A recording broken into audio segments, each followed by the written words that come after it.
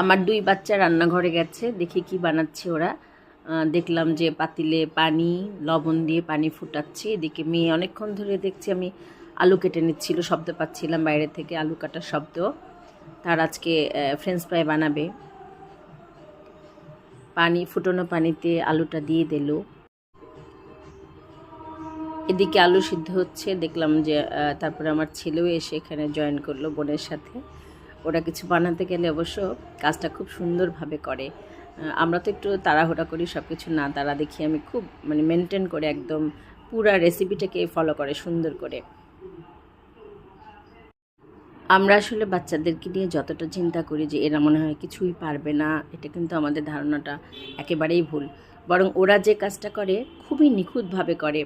Tissue paper দিয়ে দিয়ে তারা একটা পর একটা টিস্যু নিয়ে নিয়ে আলুগুলিকে মুছে নিচ্ছে, পানি যাতে না থাকছে।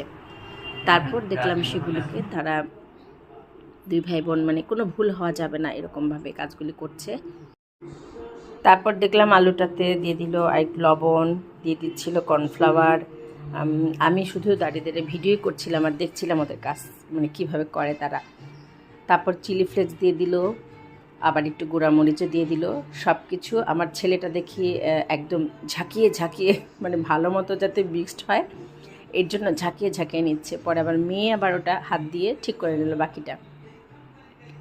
তারপর তেল দিচ্ছে, কমই তেল দিচ্ছিল প্রথমে, আমি আবার বললাম না একটু বেশি তেল দাও।